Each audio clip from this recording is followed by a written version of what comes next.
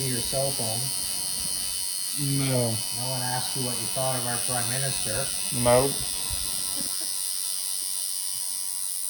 What? How does that work now?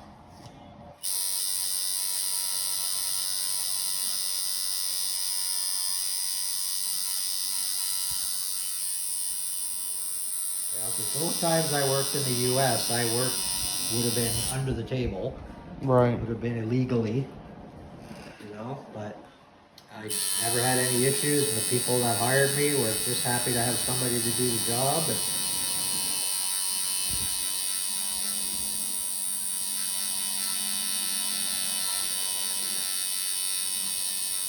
the biggest culture shock for me in Massachusetts was the people who were driving around, and I'd get in their car. They all had like a big gulp container full of change in the console. And I was like, what's that for? And they're like, oh, it's the toll roads. And I was like, what do you mean toll roads? And they're like, oh yeah, Jersey, Massachusetts, Worcester, Boston, it's all toll roads, right? Toll bridges, toll roads. I was like, but like every day you've got, if you're coming to work, you got to go through 3 different tolls, and you got to throw, 75 cents or 50 cents or whatever every day. And they're like, yeah. And I was like, wow. And of course they asked, right? Well, how do you guys pay for your roads? Tax. What do you think our taxes pay for? Right? We pay for roads, man. Right. They pay for roads, they pay for schools, they pay for our universal health care. Like, yeah, we get taxed up the ass, but I just had abdominal surgery to remove a cancer, and if it was in the U.S., I think it would have cost me about $60,000 to $70,000. Wow. Here it was free, like I didn't pay a penny. And that's due to the free healthcare? Yeah, yeah. And again, I mean, free is a funny word, right? Because yes, we pay for it. Like The taxes our and stuff. income tax is what pays. So, what is the income tax rate here? Oh Jesus, I think we're at like fucking almost 40%. 40% taxes? Yeah. Okay. Yeah. We're at 6. Yeah. Yeah. 6%. Which is amazing, right? And some areas is higher, but we're at 6. But yeah. 40, I mean, don't get me wrong. I'm going with 40 for free healthcare. Yeah. For individuals, And again, right? The roads are paid for. All your infrastructure is there. Right. All the road work that needs to be done, you don't have to raise money for it. It's there. And I get it. Like, I totally understand, like guys in Massachusetts were all like, fuck, I can go and, down to the cigarette machine, buy a pack of cigarettes for $1. And I'm like, yeah, we pay about $5.50, $6 for a pack of cigarettes at the time. This was over, 20 years ago now. Right. But, and they're laughing, and again, I said, yeah, but, when you have cancer from those dollar cigarettes, you're going to have to mortgage your home to pay for it. Exactly. And they're like, well, yeah, there was really no argument there. It's like, no, I understand, I will pay now and benefit later, I hope. But yeah, it is a very different system. It is.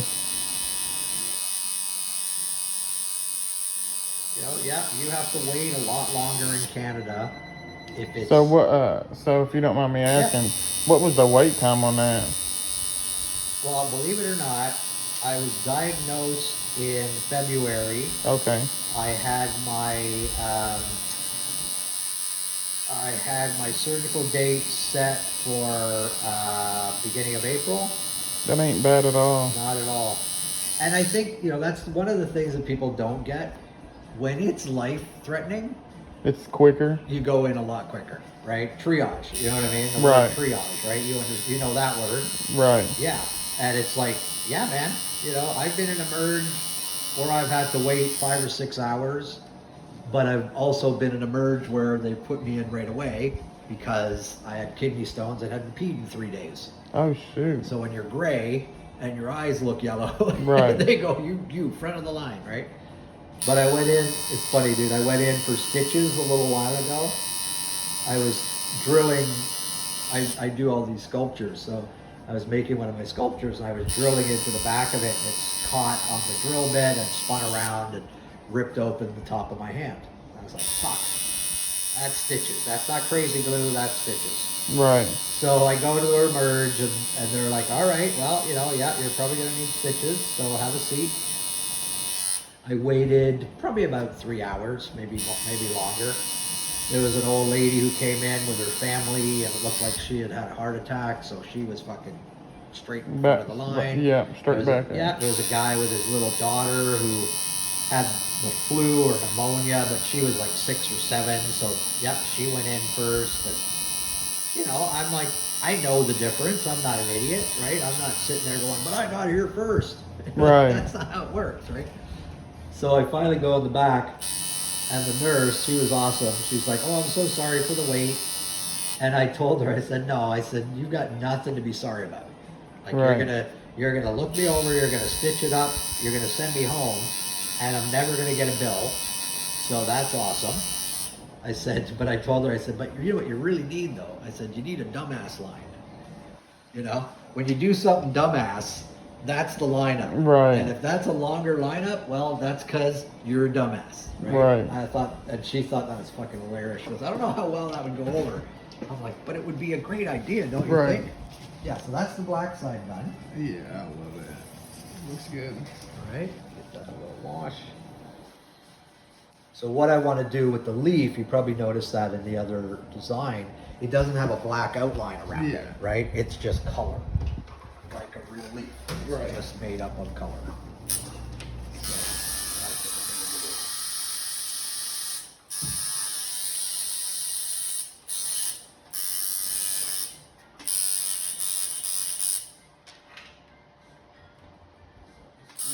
Darker color, which is like that nice reddish brown with a bit of black in it.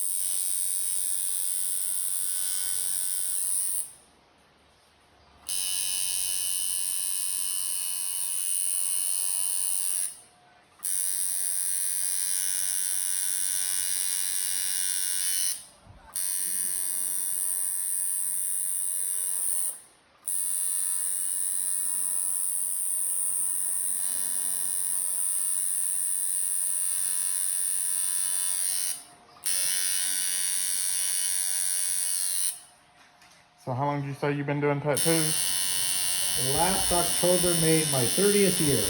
That's a long time. Yeah. You ever do any tattoo conventions?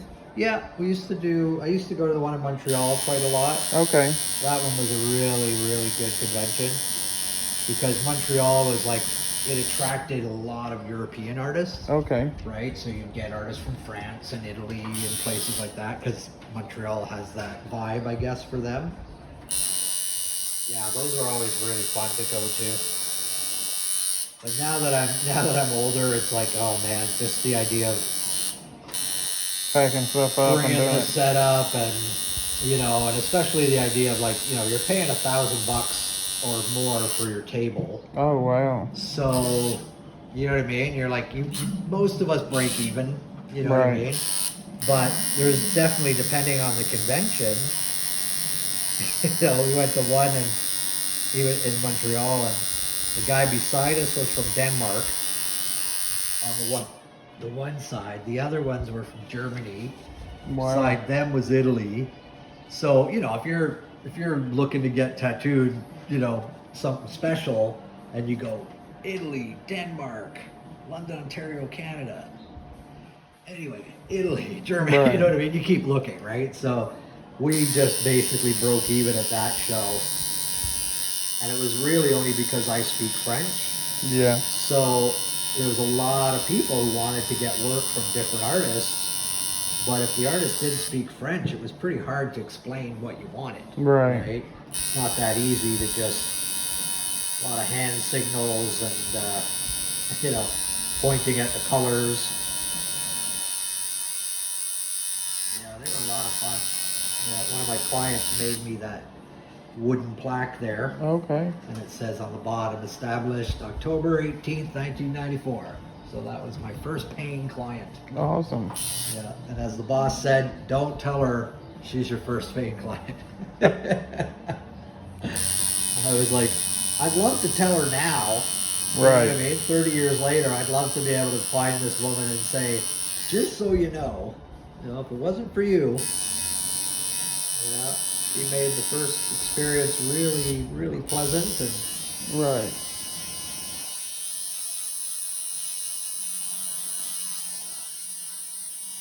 I mean, back in those days too, like there were days where, there'd be just enough tattoos to do for two guys. And, there were times where the boss sent me home. He's like, might as well go home. There's nothing to do today. Right. And then, so that's the very early 90s. And then the TV shows started. Miami Ink was the first one. And for some reason, man, like once it was in people's living rooms, they were really excited to get tattooed. Right. You know what I mean? I think before that, they just didn't know. People didn't know. They didn't understand, right? It's like, oh, it's only, bad guys or, strippers, bikers, and whatever. And you're Right. like, well, not really. But also back in the day, we all started under our clothes first. You know what I mean? Right. Like nobody got stuff that was visible unless, you were part of that, visible crowd kind of thing, right? Right. So there were a ton of people with tattoos, but everybody was like from the sleeves up. Like my work is from my elbows up, so you can't see fuck all. Right. I got this leg from the knee down, this leg's from the hip down. Okay.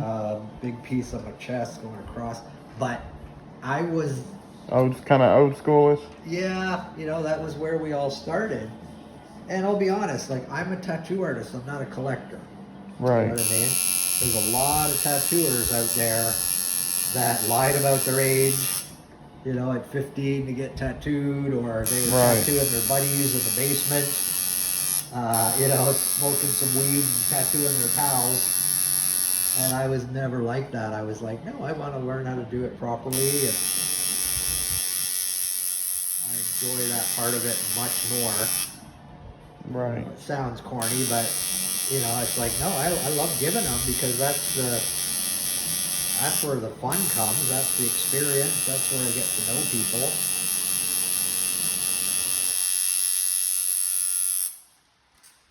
In these last 6 years, I've had like about half a dozen Middle Eastern clients. Wow. I've never had Middle Eastern clients.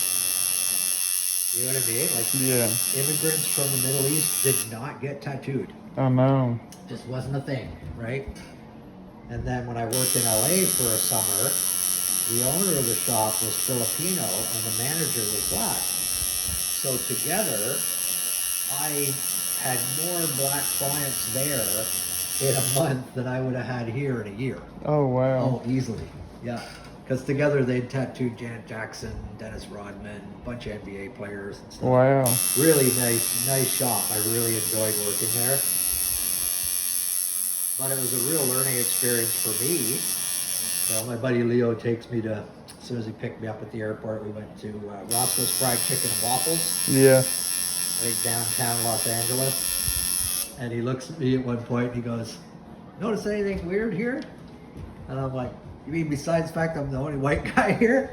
He goes, "Yep." He's like, "What do you think?" And I'm like, "If they're cool, I'm cool." And he's like, "All right." And he told me after, he's like, it was like a little test that he was doing. And I didn't think about it, right? I was like, "What? No, it's cool." See, I'm mixed, so I'm black and white. But Okay. yeah, a lot of people was like, "You're going to Canada to camp?" You know, a lot of my black friends. Oh, I was yeah? like, "Yeah," and some of them's from the city, and they're like, "We don't do that shit." No. I got a buddy from Chicago, and they got that big old lake up there, Yeah. Lake Michigan. Yeah. So I'm like, "Y'all be catching any bass out here?" I ain't never been fishing in my life. Dog, you 40 years old, you ain't never been fishing? I asked like 10 people up there and none of them never been fishing. Oh, dude. I'm like, what the hell? Yeah, it's pretty weird when, when people sort of live up to stereotypes. Yeah. You know what I mean? Because you're like, I can swim too, right? Right. You know? Like, that's the thing. You're allowed. You can do whatever the fuck you want. Yeah, I'll tell you one of my funniest stories with having a black client was I had 3 brothers came in, and the one was old enough to get tattooed, and his 2 other brothers weren't. So they were like, okay, my brother's gonna get tattooed. I'm like, awesome. So I go out and meet him, and he's pretty dark, right? Like pretty dark from what I could see from the face and his arms. Yeah. His name, honest to God, his name was King Jackson. King Jackson? King Jackson. His brother was named Prince Jackson. Wow. And his fucking littlest brother, I'm not kidding, his name was Sam. And I'm like, come on, you're taking the piss out of me, right? And he's like, Right. no. I'm like, he's like, it was my grandfather's name was Samuel. I'm like, all right, but your name's Sam Jackson. And Right. it's 2022, I think at the time. So anyway, we're chatting a bit, and I said, look, working on darker skin, I said, is a challenge. There's certain things that we can do and certain things we can't. But I'm just being honest with you, and I'm not going to steal your money, and you're not going to see your tattoo later, right? And he was kind of looking at me. I said, look, man, I roll up my sleeve, and I'm like, you can see my freckles through my tattoos, right? One of the other guys that I worked with was standing nearby, and so I looked at him and I said, and you are a freckle. Right. And he just kind of looks, starts laughing. The other guy leaves. I didn't know what was going on. He was like, I can't believe you told the guy he was a freckle. And I was like, well, I'm just explaining how tattoo ink works, right? Right. This has got nothing to do with anything. So anyway, he comes in the back, and I was like, oh my God, dude, this is perfect, right? He wants it on his chest. His chest is easily 4 shades lighter than his face, right? Guy never took his shirt off in public, so I'm like, this is fucking awesome. And he's like, oh, really? I'm like, I said, look, man, I said, when I worked in LA, one of the guys that I worked with, Ronnie Zulu, he made a chart of dark skin, and it was done a little bit tongue-in-cheek, but it was serious too, right? He's like, there's a certain level of black that he's like, you're stealing their money, right? He's like Ethiopian or fucking, from Senegal, or, you know what I mean? Where they're like blue-black. And he's like, that's when you're just stealing somebody's money. And I was like, oh, thanks, man. So when I was saying that to this guy, and we both laughed, right? And he was like, I said, look, man, I said, I live in a world where there's 4 shades of white people. I said, you live in a world where there's about 40 shades of black people, right? Right. And he's like, oh, God, yeah. And then fucking his brother goes, see, I told you weren't as black as you thought you were. I'm like, you guys are fucking awesome. And I loved it, you know, and it's like I said, the other artist who was like, oh man, I can't believe you did that. And I'm like, look, man, you just gotta be fucking honest. Yeah, you can't sugarcoat it. You know, I'm like, I'm not gonna, you know, again, I'm not gonna steal somebody's money. If I can't see the purple stencil when I put it on your skin, I can't tattoo it, right? Right. And that's all it is. I mean, when I see, you know, most tattoo artists, if you say that you were from Wales or from Scotland, we get a fucking ink boner. It's like, ugh. Right. Color is going to show up like crazy because there aren't anybody whiter. Right. Maybe Switzerland or, Right. you know, Denmark or maybe, but no, Welsh people are definitely the palest people I've ever tattooed.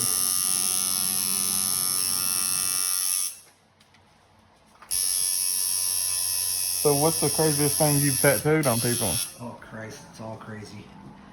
I mean, besides yours? No, I mean, it's hard to think, right? Because I don't really think of them that way. I mean, I did a skull on the back of a guy's skull. That was pretty funny. So it was like the front view of a skull, but it went from his neck up and over to his ears. Wow. That was pretty neat, you know? But like I said, you know, it's like when somebody says, you know, what's weird, I'm like, I don't know, what's normal, right? What's a normal tattoo? And then I might have a better idea of what people think is weird. Because, fuck, I look through my photo albums and it's all weird. There's a lot of weird. But that's what excites us, you know? Right, it is. You know, like I said, with the shop next door, it's a bunch of young ladies. They all do very similar work. Very soft, floral, you know, soft portraits of you know, some woman's face or something. Yeah. I'm like, yeah, they're really pretty, but I've seen them, right? I've seen them 100 times. Right. So, you know, one of the most satisfying things is when somebody comes in your shop and says, I don't know, man, I got this weird idea. And we're like, oh, really? Weird? Cool, bring it. Let's see. I want to see it. What do you mean by weird? And those are the ones I love doing. You know, the board beside you with the drawings on it, those are ones I've done. Most of them are ones I've done. Okay, that you've drawn? Yeah, and they're funny to me, right? They're fun to hang out and I can look at them. Right. See if you can find the backwards mermaid.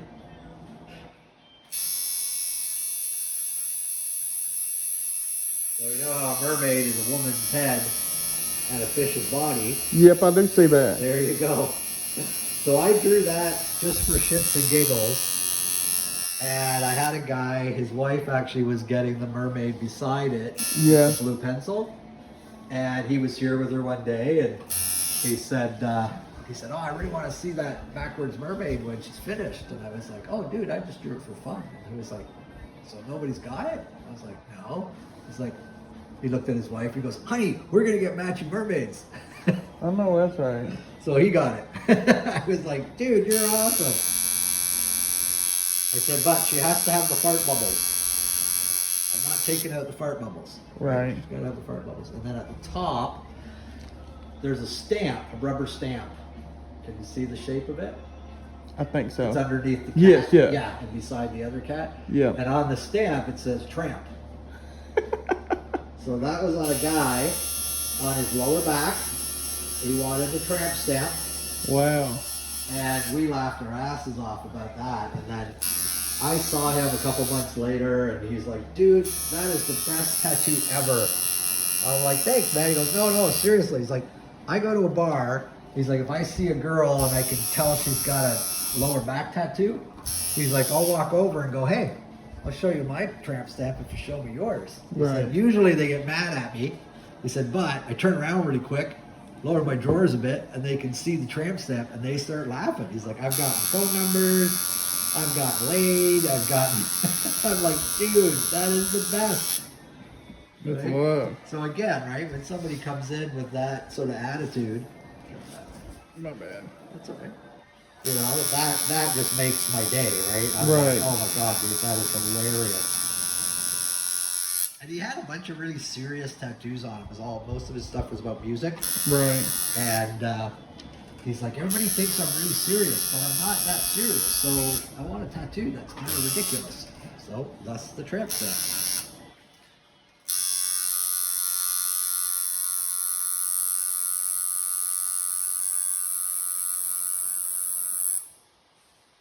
So what about your little heart? My what? The little hearts up there. Which one are we looking Right at? here on the very end. With the peace sign? Yeah. That was just a couple, wedding couple. Okay. They wanted like matching little wedding rings. Okay. Yeah. Yeah, and then above it, if you see, there's another heart there. It says tattoos by, and Yeah. it has an aunt. My name's Anthony. Yep. And the aunt, you can't really tell from here, but he has a curly mustache. Yep. So that was a client that I've been tattooing for years, and she wanted me to sign her tattoo. I don't like to sign tattoos. I find it's a little weird, Right. because that's me tattooing my name on somebody. It just seems odd. So I said, I'll draw you up one. So we drew up the little cartoon tattoos by Aunt for her. Pretty neat. Yeah. Tattoo her son. I tattoo her daughter-in-law. I used to tattoo her sister. Her sister, sadly, ended up in, where the fuck did she end up? She ended up in Kentucky with Aryan Nation Brotherhood group. Wow. Yeah, that was pretty bizarre. She dated just this punk rock kid from this area. Turned out that he was from that area. Moved her out there, and that was her whole life. She got all kinds of horrible white power tattoos and Wow. stickers, and then she finally left them, came back to Ontario.